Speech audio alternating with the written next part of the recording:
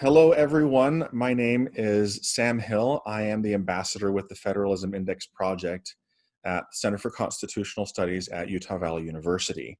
And we are joined today by Grace Mallon. So welcome, Grace, and thank you for joining us for Federalism Month. Thank you so much for having me. It's great to be here. Excellent. Some of us at the center have had some connection with you in the past, thanks to your work on the Quill project. But could you take a moment to introduce yourself to our viewers who don't know you, and also tell us a little bit about the Quill project?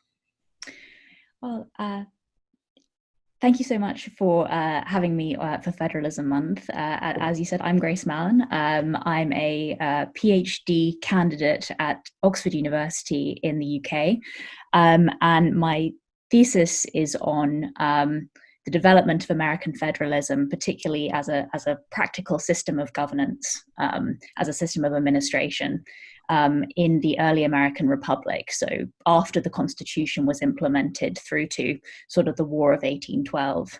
And the work that I did on the Quill project was I did data entry on the first major project under the banner of Quill, which was the 1787 Constitutional Convention, the first edition that they did of that.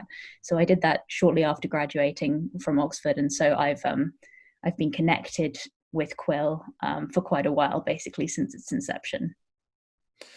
Could you describe what Quill is briefly? Absolutely. So what Quill does is it traces how legislation changes as it's being negotiated in parliamentary settings. So it basically shows how constitutions and laws and treaties are made in real time and from day to day over the course of a parliamentary process, like a constitutional convention, like a session of parliament, or a treaty negotiation. I had one of the Quill associates here at the center work with me for a day or two while we were examining the Article 5, tracing its genesis and these very, very first ideas through to the thing that we know today. And it's really quite a fascinating project. And it really does allow you, once you get into the system, it allows you to literally trace. There's a line on the screen that you can follow that will literally show you how it got from point A to point Z, I suppose. It's really a fascinating project. So you said that there's not a lot of scholars of this time period in the UK. How did you end up in this milieu? Well, I mean, as it turns out, there were many more than I thought there were when I started the seminar. I mean, I didn't expect to end up working on the early American Republic. My big interest as an undergraduate was in German history, but then I was taught by Dr. Nicholas Cole as an undergraduate, who's the founder of the Quill project, and I found it to be this very fascinating world that I was entering, 17th and 18th century America. Lots of interactions of different cultures, all of this sort of commerce, all of these ideas about freedom, about the Enlightenment, about forms of government, about religion, and I thought it was just this incredibly vibrant world, and so obviously troubling in certain ways as well. But so I thought that would be a really interesting thing to work on. And then I worked for Quill, as I say, for a few months after I graduated, and it just seemed like the right thing to do to keep looking at the US Constitution. Well, as a fan of the U.S. Constitution here, and all of us at the center, we're very, very glad that you found your way to this side of the Atlantic. So much of our research here at the center and at the Federalism Index Project indicates that Americans don't know a lot of specifics, a lot of the mechanisms about federalism and how the Constitution works, but they have what one scholar calls a sort of intuitive federalism, this sort of internal compass or a gut feeling of how things should operate. And it actually does influence their opinions and their decisions with regard to governments. Now, my understanding is that Britain has a sort of federalism as well, but it's a little different from the American version. So yeah, British federalism. I suppose we would never call it federalism, but you're right that we have a union of different governments, and we have devolved government within our union. So different parts of the United Kingdom are able to make decisions for themselves. So I'm coming to you from Scotland, and there's a Scottish government which is able to make a number of decisions about how Scotland should be governed. I suppose the major difference between the British Union and the American Union in terms of governance is that we have, broadly speaking, parliamentary sovereignty. So we have one body which is able to overrule all the other decisions, should it wish to, that are made by other governments. In the United States, of course, you have popular sovereignty, and you have a division of sovereignty, in a sense, between the federal government and the state governments. And I think that's the major difference there. So I guess you could say, and please correct me if I'm wrong, that the British federalism would be sort of a federalism at the pleasure of the Parliament. Right, exactly. Yeah. Okay. And meanwhile, here we engage in a little bit more fisticuffs on somewhat equal standing between the different areas of government. Okay. Yeah. Now, speaking more generally, what is your opinion of federalism? Well, that's a very good and very tough question. I find it, but mostly I find it perplexing.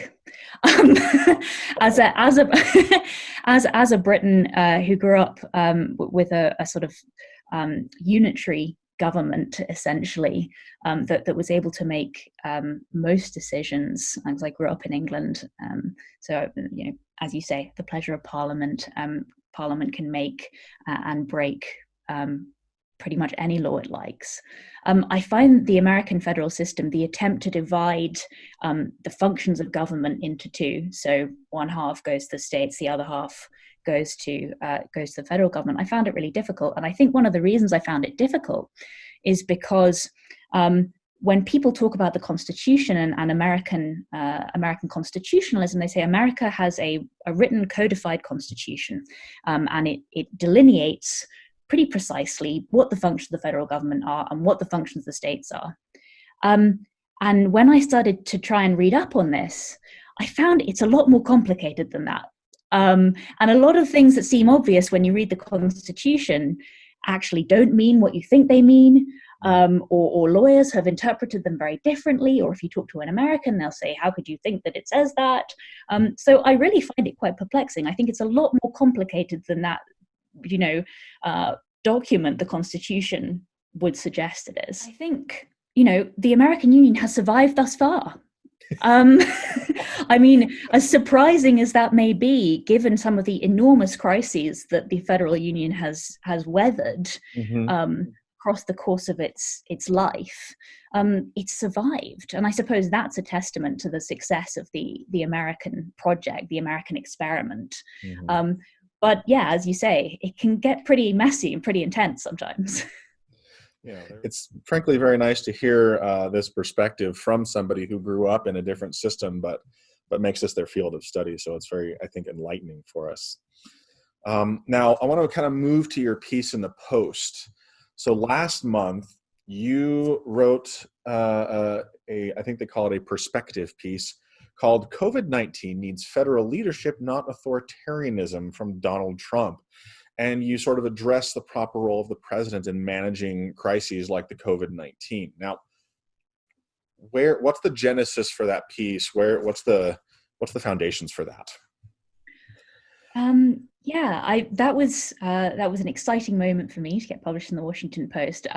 Where it came from, I suppose it came from two things. For me, it came from, the headline was a reference to Donald Trump's suggestion that he the federal executive had complete power over management of COVID-19, which I think everyone across the political spectrum, whether you're a Republican, whether you're a Democrat, was sort of saying, I'm not sure if that's what the Constitution says. The other, so that was that was the reason why that headline is that headline. The reason I decided to write the piece and send it to the Post in the first place was that I had seen a lot of historians and other commentators saying, oh my goodness, this America that we're living in right now is like the Constitution had never been passed.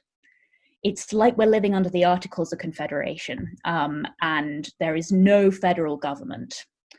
And so there were those two extremes. Some people were saying Donald Trump is being an authoritarian and he's breaking the Constitution like that. And other people are saying, and sometimes the same people were saying, but he's also, or the federal government is abandoning its responsibilities under the Constitution. So I wanted to try and address those 2 points by reference to some history.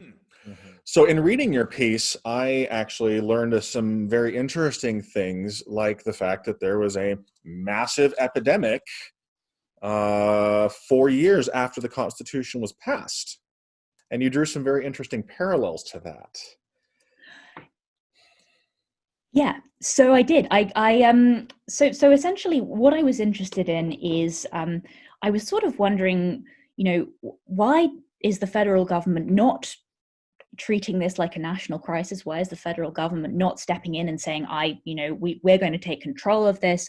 And why was there this very difficult moment of conflict between the state governments and the federal government? And that's what I want to look at. So I went back to 1793 when, as you say, yellow fever came to the United States, famously came to Philadelphia, where it killed thousands of people. And I particularly wanted to tell one of my favorite stories about the early American Republic, which I found when I was reading Thomas Jefferson's papers a few years ago. I found a letter from the governor of Virginia, Henry Lee, who wrote to Jefferson to say that he'd heard that the yellow fever was coming into the ports of the United States. And under the laws of Virginia, customs officials who live in the ports were supposed to manage quarantine procedures, which was basically the only way that early Americans knew how to deal with epidemic disease. Because obviously medicine is relatively limited, but we know that we can stop disease by quarantining people. Mm-hmm. So not much has changed in a sense. And so he said to Thomas Jefferson, look, the customs officials are federal employees. So shouldn't the federal government take control of the quarantine procedure?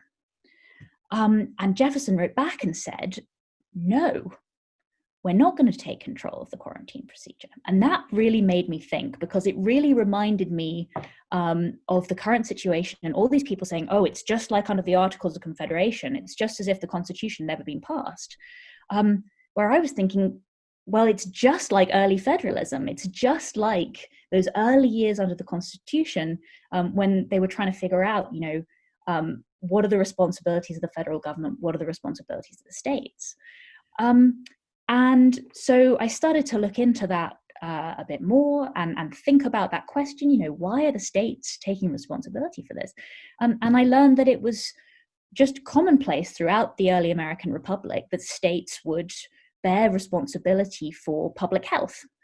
It was part of their powers of internal police, which were left to them by the Constitution, and the federal government generally didn't get involved.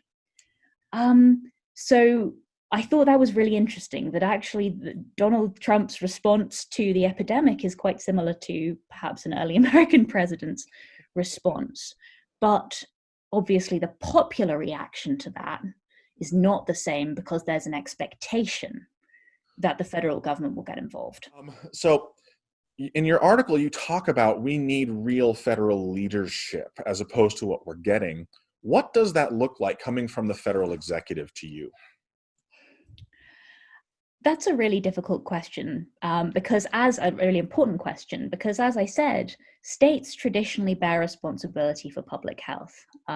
It's something that's been recognized by the Supreme Court. So in Gibbons versus Ogden, 1824, there's this question about federal powers under the Commerce Clause of the Constitution, and Chief Justice Marshall says the federal government has really sweeping powers to regulate commerce.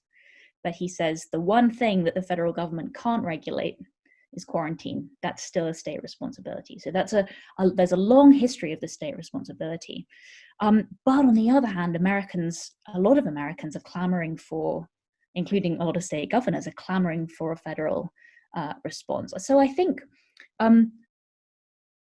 well, there is a federal apparatus now to deal with these things, which there wasn't in the early republic. You have the Centers for Disease Control, which have become involved in managing this crisis. They have a lot of expertise. So I was expecting for the administration to cooperate with them perhaps more.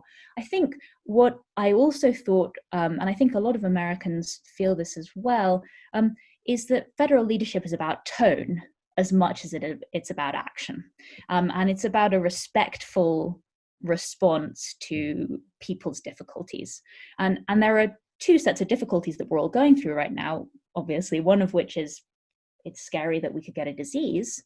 And the other is it's scary that the economy could crash and we could all lose our jobs and find ourselves in dire straits. Essentially. So obviously whoever's in leadership has to navigate those two extremes. But I think what a lot of Americans were looking for, and I think what the expectation is of the president as the head of state, America's representative on the world stage and on the national stage, was perhaps for a more sensitive response and a more cooperative, understanding relationship with the nation's other leaders, the governors. And so that's what I would be looking for in terms of leadership. Okay. Now, you point out that according to the Constitution, according to precedent, according to the Supreme Court, this has often been a state-controlled issue. Yeah. Do you think that the governors should be acting differently, perhaps asserting more control instead of waiting? That's a really good question. I think it's very difficult to be a governor right now. I think one of the other reasons I wrote that piece is because they are really in the hot seat in terms of responding to this crisis. And I think some of them have been incredibly proactive. And people like obviously Andrew Cuomo have been very proactive in sort of locking down in terms of promoting a sort of public health centric approach to the crisis. You've got other governors who are saying, look, my people, the people who elected me want me to keep the economy going. And so they've also, they've been saying, actually, that's going to be my priority. And then you have conflicts between state governors and state legislatures and state Supreme Courts, which we've just seen in Wisconsin with a ruling that's overturning the governor's order. And then you have municipalities as well, who are doing their own thing and setting their own regulations. So as I say, it's incredibly hard to be a governor right now, wherever you are. And I guess they're all doing the best they can. But I suppose what people are looking for most of all, to give a proper answer to your question, is a clear message. And I think that's what governors should be trying to do, is to give a clear and sustained message and to show that they are being respectful of people's health concerns and obviously also their economic concerns. You mentioned Andrew Cuomo, and he proposed a few weeks ago a state consortium where the states would band together to prepare for and to manage future situations like this, completely independent of federal management, federal control, and federal direction. Is that a good federalism-ish response? So there was a lot of there were a lot of extreme responses to the creation of these state consortiums on coronavirus response.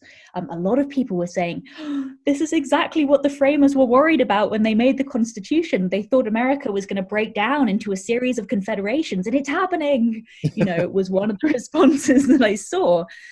Some other people pointed out to me, well, states have consortiums on lots of things. Mm-hmm. States have consortiums on fishing regulations and lots of other laws where they say, look, it would be really much easier if we as a geographical unit could make our laws go across state borders, because it would be less confusing and it would make it easier for all of us to enforce our laws. And we agree about these things, so maybe it'll be better if we do this. So state consortiums do exist, although there is that sort of slightly concerning clause in the Constitution, Article 1, Section 10, that states should not make treaties or alliances.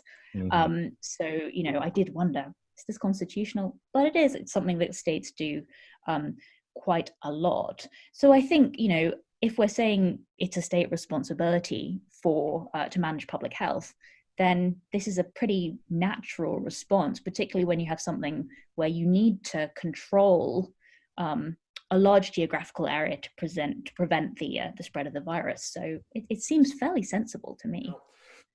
You close the article with what I consider to be a very interesting line. I would almost go so far as to say a little contradictory. You say the success of American federalism has always depended on a cooperative, not a combative relationship between the nation's different governments.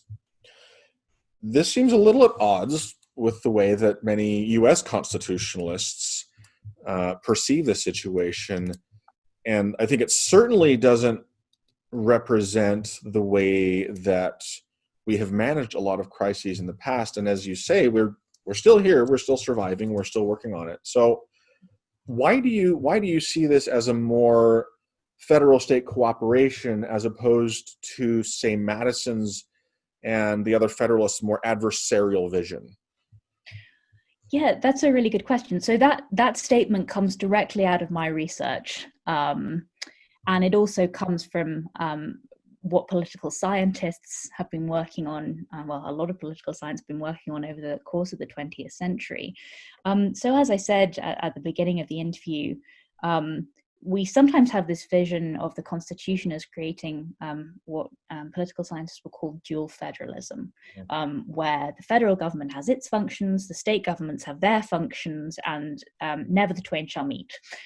They essentially don't touch each other. They are each independently dealt with. Mm-hmm. And certainly, Article 1, Section 8 would seem to sort of, represent that vision. Yeah. The enumerated powers of Congress. But some political scientists have argued that after particularly the Roosevelt administration, the New Deal, there was a shift to a mode of federalism they call cooperative, where essentially states managed some federal, or states were had to cooperate with the federal government to execute many of its policies, and obviously the federal government had an expanded role, moving into what had traditionally been state responsibilities. What I've seen in my research from the very earliest days of the Republic is that a model of cooperation existed right at the beginning, in the sense that Congress could pass laws to create and implement policies, but often, very often, state governments would also have to pass laws to allow those policies to go into effect within the states. Because the federal government had very limited capacity in terms of money and in terms of manpower, whether that be the army or customs officials, etc. They had very limited resources to enforce their own laws. So essentially the states stepped into the breach a lot of the time. And so there was actually a lot of federal reliance on the states, which Madison also lays out. My trusty Federalist, Madison also lays out in the Federalist that, the federal government is going to be at a disadvantage here. But at the same time, the states also, have a lot of influence on federal policy, and they sort of make requests, as we see in that moment when Henry Lee writes to Thomas Jefferson. They make requests for the federal government to do certain things. So there's this constant ongoing negotiation of and interaction between the two levels of government in order for government to get done, essentially. So that's why I made that point, because I think it was very clearly encapsulated by that story of 1793 and the yellow fever epidemic. And I can't help but be reminded of one of the classic and core arguments for the federal constitution and for this vertical separation of powers to really empower the states. That the argument is simply that we are going to be an expansive republic in a way that Britain simply can't be, because it's a little collection of islands about the size of what I think Florida roughly. And Right. so this federal government with such a limited manpower, and obviously without the benefit of communications and transportation that we have nowadays, cannot extend their reach far enough to effectively govern in a way that was beneficial to the people. And so it seems like a cooperative vision of federalism, where you have Governor Lee and President Jefferson saying, hey, we have a problem over here. Hey, it's the same problem that we have.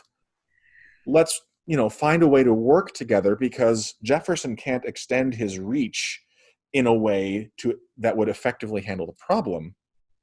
Right. But at the same time, the states are, not necessarily qualified at that point, or they don't have the expertise. There's reasons why they need that federal and more expanded help. Yeah, absolutely. And so that's something that I really engage with in my doctoral thesis. I look forward to reading it. Thank you. Well, thank you so much, Grace. I have really enjoyed this chance to chat. Yeah, me too. Thank you so much for having me on Federalism Month. Oh, thank you so much. I think this will be a wonderful and a very beneficial discussion for the work we're all doing here.